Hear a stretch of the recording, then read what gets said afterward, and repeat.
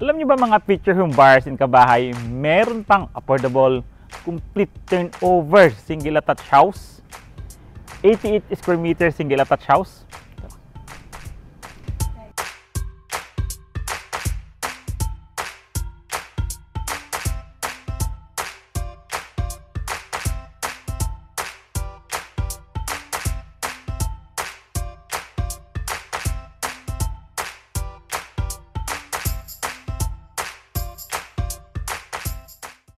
Hello again mga future home buyers ni Kabahay. Again, this is Randy Salvador. Of course, my wife, si Julian Salvador. This is 2024. Kami pa rin po ang susi at tulay tungo sa pangarap niyong bahay. Affordable, single attached house sa malaki nga ang lot area. Welcome to Masaito Homes 13 Caceres model. So itong i-feature namin today is a single attached house na may lot area na 88 square meter. In the floor area niya is 14 square meter. With 2 bedrooms, 1 toilet and bath, living area, kitchen area, and the service area. Of course, mayroon tayong car garage dito. Ready for occupancy sa mga nagmamadaling lumipat. Pwede nyo po i-consider si Caceres. At the same time, maganda ang ambience ng community, flood-free community, also the prime location. Tara po, sabay-sabay tayo mag-house tour.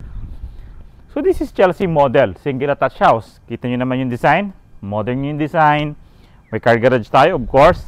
Dito sa kabilang side, magkakaroon pa tayo ng pwede natin gawing picture expansion or another for our landscape garden. Pwede natin siyang landscape garden kasi meron na tayong car garage dito para sa sasakyan natin. This is 88 square meter lot area. Tara, check natin. So ito nga, yung space natin dito, kung makikita nyo, ito yung perimeter pa natin na pwede natin gamitin or pwede natin gawing pinaka landscape garden natin. So, 4 na hakbang ko yan, yung pwede nyong gawing landscape garden. Yung haba niya. So, yung lapad niya naman, 1, 2, 3. So, ayun yung landscape garden natin.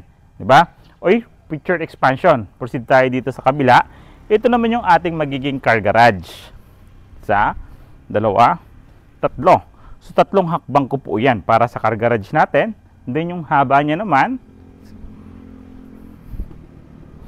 5. Halos 5 at kalahati yung hakbang ko rito for our car garage. So malaki po yung magiging car garage or space pa natin dito sa frontage. Future expansion or another, gawin natin siyang living area nga. Pwede natin siyang extend. The design naman natin, kung makikita nyo, mataas po yung ceiling and yung color naman is modern din po. Then punta tayo dito. So one single attached, syempre may space pa tayo dito sa side. So yung space pa natin side dito na pwede natin katulad yan, ginawang landscape garden or garden, taniman natin dito sa gilid. Or pwede natin siyang gawing extension. Pwede tayong magbutas dito para nandito yung ating kitchen area. Diba? So ikot tayo dito sa likod. So ito naman yung pinaka-service area natin. Imagine, and yung service area natin, firewall, hanggang dito. So pwede laki pa ng espasyo po natin. So balik tayo sa entrance, sa main entrance po.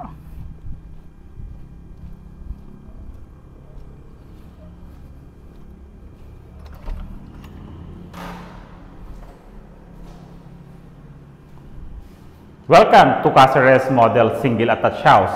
Complete turnover nga po ito. May tiles na, of course, painted yung ceiling, painted yung wall.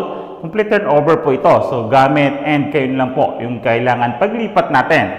So turnover natin sa ground floor, kung makikita nyo dito sa model house or sa pinaka-actual turnover natin is ceramic tiles. Pero during turnover is ceramic tiles po ang ika-turnover sa atin ni developer. Proceed tayo rito. So yung bintana natin dito sa harap is yung window casement natin dito is safe na siya para siyang naka-grill sa inside na rin po yung bintana natin dito. Malawak din po yung ating bintana, so ventilated and mas maganda, mas maaliwalas po yung bahay. Siyempre, one single attached house, may another window pa tayo rito for our ventilations and natural light. Papunta sa service area natin dito, may 2 mahabang bintana din po tayo. So ayan po yung magiging bintana natin. Naka-grill sa inside na rin po ito. So safe na kahit di na po tayo magpalit ng bintana. Pero choice nyo naman po yung kung gusto natin magpalit ng bintana natin for sliding window. Outlets natin dito sa baba, mayroon tayong 4 na outlets for our appliances. May 2 tayong outlets for internet or for our landline po o sa telepono po natin for the cable naman po. Dito naman located yung ating kitchen countertop. Kitchen countertop natin, stainless sink na po yan, faucet, may cabinet, and naka-ceramic tiles po during the turnover. And meron tayong one toilet in bath nga po dito. Ito po yung isang toilet in bath natin dito. Oo, tama, hindi po siya ganun kalaki ang toilet in bath natin. So naka-tiles na rin po yan hanggang dito, halos kapantay ko po yung tiles, naka-built-in po yung shower head. Then may outlet na tayo for the heater or hand dryer or electricity supply kung saan man natin gagamitin dito. Faucet, water closet, and lavatory. So yun po yung turnover natin dito. May bintana din po tayo doon na for ventilation. And pintuan natin is plastic PVC type po. Then pati yung hamba niya. So dito po located yung ating circuit breaker. For the circuit breaker naman is very modern na rin po siya. Although metal pa yung ginamit na pinaka-frame niya or cover niya, modern na rin po. So may kanya-kanyang designated ano na rin po. Puproceed tayo for the service area. Pakita pa rin po natin. Ito nga po yung service area natin dito. Isa, dalawang hakbang po yung lapad ng ating magiging service area natin. Nasabi kong papunta siya rito sa space pa natin sa gilid. So may another space pa po tayo kasi di ba sa gilid yung pinakita natin kanina na pwede natin gawin siyang future expansion po. Kita niyo sa likod, diretso na rin sa drainage po yung pinaka sa alulod po natin. Tara po, second floor tayo.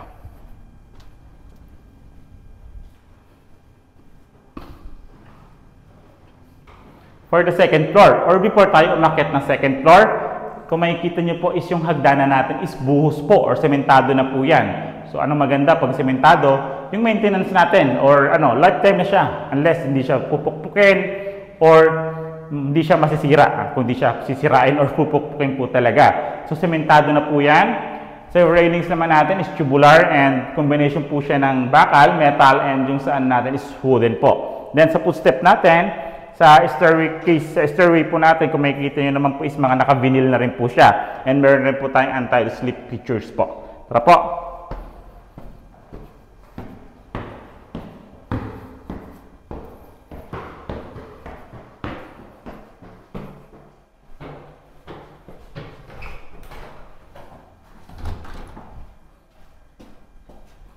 Same po dito sa second floor. Second floor natin, sa flooring natin is vinyl. Kung makikita nyo po, meron din po tayong awning type window dito na nagsisilver din siyang ventilation dito sa taas, and glass na yan is parang liwanag, source of natural light natin for stairway. So maliwanag din po siya. Dito sa taas, meron nga po tayong 2 bedrooms. Unahin po natin to. First bedroom. This is our first bedroom. Kung makikita nyo, vinyl din po yung turnover. May dalawang outlets na naka-ready for our appliances or gadgets. Ceiling natin, naka-drywall na rin po yan. And partitions natin is drywall din po yung ginamit. Dito po, mayroon tayong 3 bintana for ventilation ng ating bedroom 1. So dito, may bintana tayo rito na malawak din po siya. Actually, di ko kasi dala panukat ko. So yan.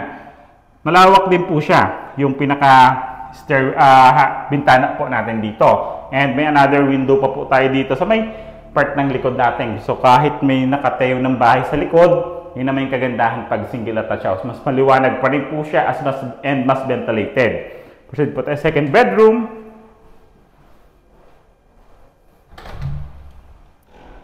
So this is our second bedroom or pinaka main room. Main room or master's bedroom. So ito po yan, vinyl po siya. So queen size bed kasya po dito sa ating bedroom 1. So pag turnover sa atin nga, kasi complete finish turnover, may pintura na po ang ceiling, may pintura na ang wall, and meron na tayong mga baseline po. Outlets natin dito is 3 outlets for appliances and gadgets naman po. Then, dalawa din po yung magiging bintana natin dito. Mas maganda kasi kung makikita niyo pagpasok mo rito, so yung magiging space natin. So dito pwede tayo maglagay ng mini office or built-in cabinet. Maganda rin naman po ito si Caceres sa mga naghahanap nga ng affordable and complete turnover na single attached house. Malaki ang lot area. Pwede po nyo ito consider. Maganda ang ambience ng community and prime location. Ngayon po, magkano nga ba po ito? Si Caceres model single attached house dito sa Masayto Homes 13. Tara po, pag-usapan natin. So yan, mga future home buyers in Kabahay. So nakita na nga natin si Caceres model single attached house dito sa Masayto Homes 13, Martires, Cavite. So sa mga naghahanap ng affordable na single attached house, at the same time complete turnover, maganda ang ambience ng community, flood-free community and prime location. Also, sa mga limitado ang dokumento, available po kasi ito through bank and in-house financing. Diba? Through bank and in-house financing. So, ilalagay ko po yung computation dito sa side. So, ito po yung computation sa side. In-house and bank financing. So, dito, mas makikita nyo kung saan po kayo mas convenient, mas komportable na financing from total contract price, down payment, reservation fee, monthly down payment, monthly amortization, in the required gross income. So, ito po siya sa side. Diba, mga kabahay? Ano bang mas bet nyo? So, yan. Message nyo lang po kami mga kabahay. Naka-flash naman po sa screen yung aming mga contact numbers, Viber, WhatsApp, and our contact numbers po. Sa mga other social media accounts naman po namin, nasa screen, nasa comment section naman po siya or nasa description po. So, ngayon pa lang po kayo napapadaan sa aming YouTube channel, like, subscribe, pindutin nyo rin po yung bell button para updated kayo sa mga bagong videos namin katulad nito. Again, I'm Randy Salvador. Of course, my wife, si Julian Salvador. This 2024, kami pa rin po ang susi at tulay tungo sa pangarap niyong bahay.